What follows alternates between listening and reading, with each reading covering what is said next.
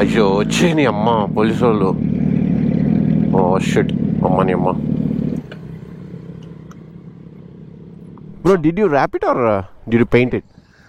అరే you okay bro? అదొక side పట్టుకో.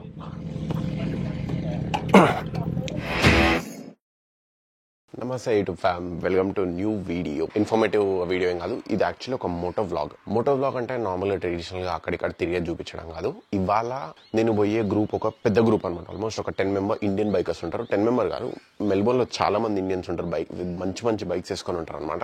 సో వాళ్ళతో రైడ్ చేయబోతున్నా.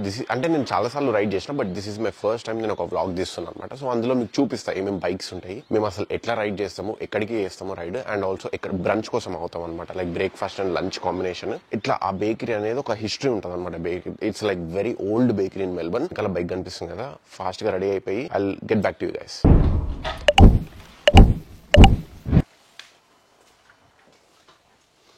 యాక్చువల్లీ ఇంత సైలెంట్గా ఎందుకు దిగాలి అంటే, you know these are all people sleeping.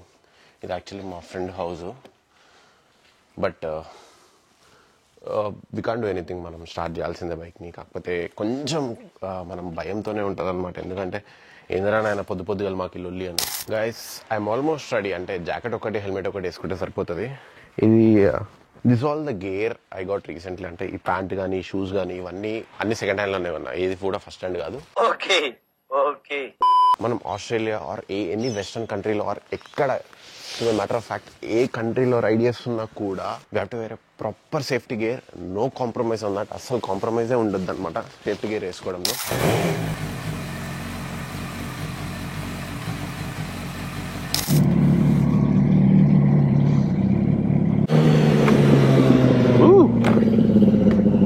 చల్ల ఉందిరా బాబు వెదరు. హౌస్ గాయస్ బాగానే ఉంది అనుకుంటున్నా.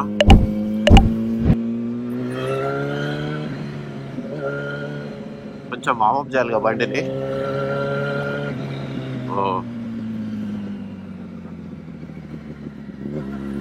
ఓకే, సిగ్నల్ జంప్ చేసిన, బట్ దట్స్ ఫైన్, ఏం కాదు.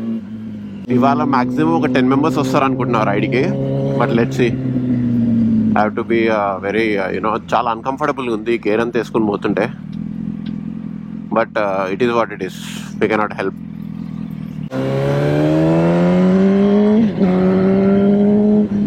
ఇంత పోవద్దు. యాక్చువల్లీ అప్పుడప్పుడు ఇట్లా చేస్తూ ఉండొచ్చు స్నీకీగా. బైక్స్ కాబట్టి నడిచిపోతుంది బైక్స్ మీద, అదే కార్లలో చేయలేము. ఎప్పుడైనా ఆస్ట్రేలియాలో ఉండే సిగ్నల్స్ అన్ని, ట్రాఫిక్ సిగ్నల్స్ అన్ని స్మార్ట్ సిగ్నల్స్ అనమాట. స్మార్ట్ సిగ్నల్స్ అంటే అక్కడ మీకు వైట్ లైన్ కనిపిస్తుందా, మీరు దాని వెనకాల నించుంటే సిగ్నల్కి తెలియదు. బికాస్ ఆ వైట్ లైన్స్ మీద సెన్సార్స్ ఉంటాయి అన్నమాట ఆస్ట్రేలియాలో. సో ఎప్పుడైనా మన ఇండియాలో అట్లా కాదు కదా, మన ఇండియాలో టైమింగ్ సిస్టమ్ పాటిస్తారు, కానీ ఇక్కడ అట్లా కాదు.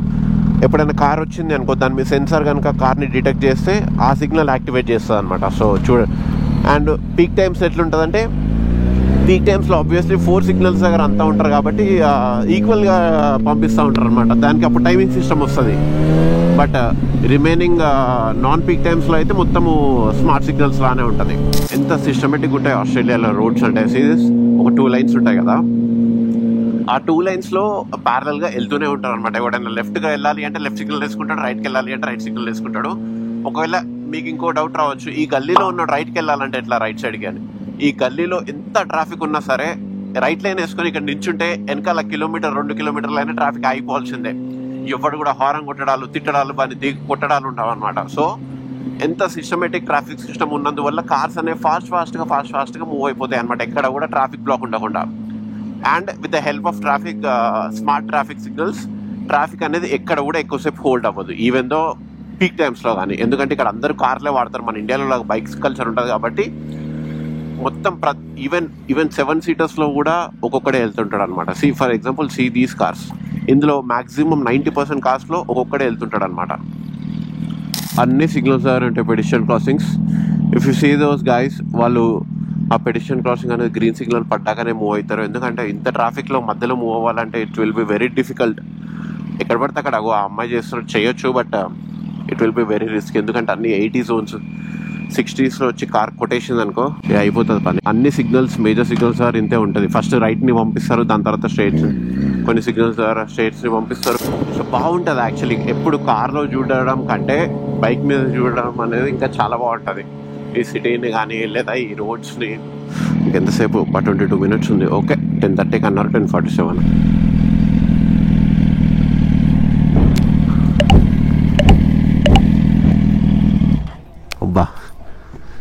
అబ్బా టార్చర్ నాయన. హాయ్ అన్న, నమస్తే, హౌ ఆర్ యూ? ఎన్ని రోజులు అయితే ఎడుకోను బాగుంది. గంట సేపు ఉంది బ్రో నాకు. మేమ్మ తిరిగి అమ్మ పిచ్చిలు వేసింది నాకు. మీటప్ పాయింట్కి గంట అంటే పిచ్చిలు వేసిపోయింది నాకైతే. Hi bro, how are you? Good bro. Hi bro, Sai. Hi bro, Sai. Nice to meet you bro. ఇది స్టోరీ. ఓహో క్రేజీ బండ్లు. Hi bro, Sai. Hi bro, Sai. Crazy ఉంది బైక్ కూడా.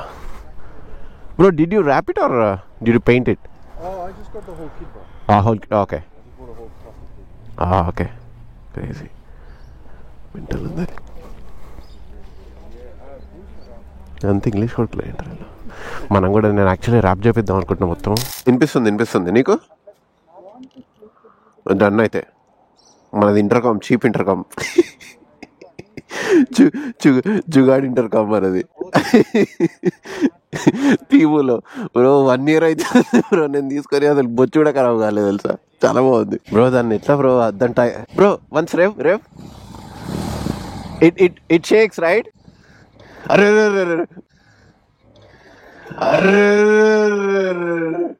Bro take it easy.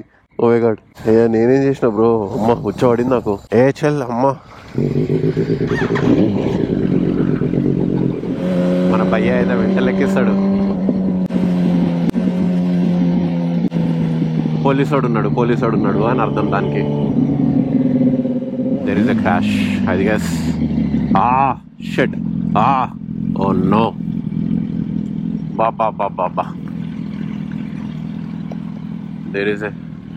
This is a dangerous crash, bro.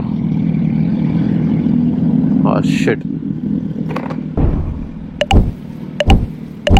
Learners.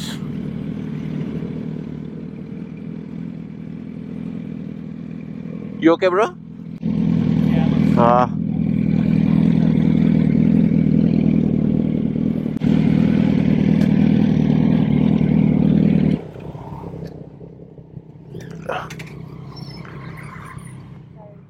Do you want me to pick this up? చేద్దామా? లేదు పట్టుకో bro, అవతల side పట్టుకో.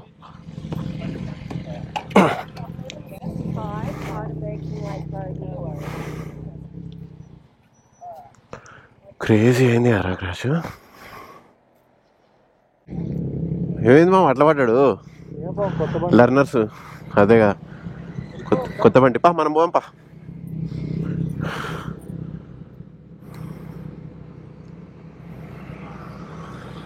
Bro let's go bro. ఎందుకు మనకెందుకు వచ్చిడా?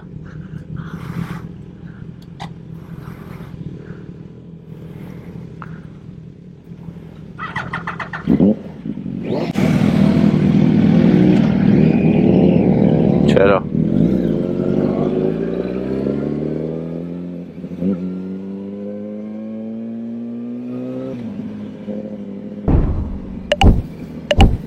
ఎందుకు బ్రో, మనం ఎందుకు ఆగాలి? చలో.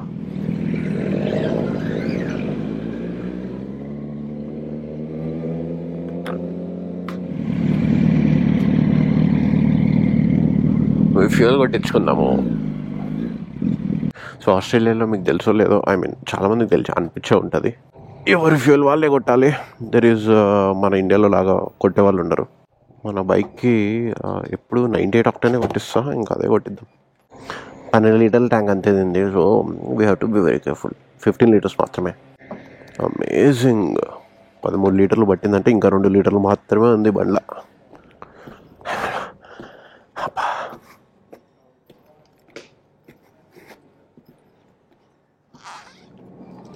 Hi bro. Number 2, yeah.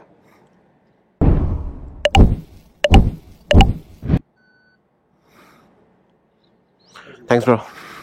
ఇది మ్యాటర్. ఇట్లా కొట్టాలి ఫ్యూయల్, ఇడుకోవాలి, పే చేయాలి, వెళ్ళిపోవాలి. ఏంది మామ? పెడదాం ఇప్పుడు. ఏది? అవును. సో ఆస్ట్రేలియాలో ఒకవేళ ఎవరికైనా ఏమైనా కావాలి అంటే మన ముందు కనిపిస్తుంది కదా కార్కి వెనకాల ట్రైలర్, అది ఫ్యూయల్ స్టేషన్లలో కానీ లేకపోతే అది రెంట్కి ఇచ్చేటోళ్ళు ఉంటారు. ఒక 4x4 కార్ వేసేసుకొని వారంతలో వాళ్ళు రెంట్ తీసుకొని వెళ్ళిపోతారు అనమాట. యూనో అదే మన ఇండియాలో అయితే మనము టాటా ఏస్లు చిన్న చిన్న ట్రాలీ ఆటోలు మాట్లాడుకొని పోతాం కదా మనకు కావాలంటే. ఇక్కడ అట్లా కాదు, ఎవరి దాడే చేసుకోవాలి.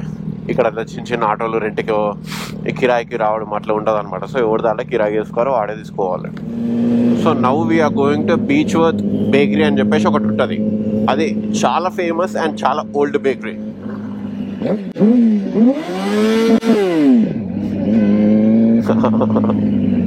వాడు డ్రైవ్ చేయమని అడిగిండు. అయ్యో వచ్చే నీ అమ్మ పోలీసు వాళ్ళు. ఓ షిట్, అమ్మని అమ్మ. నేను మరీ అంత ఎదవలా కనపడుతున్నారా? ఓ మాదిరిగా కూడా కనపడలేదా?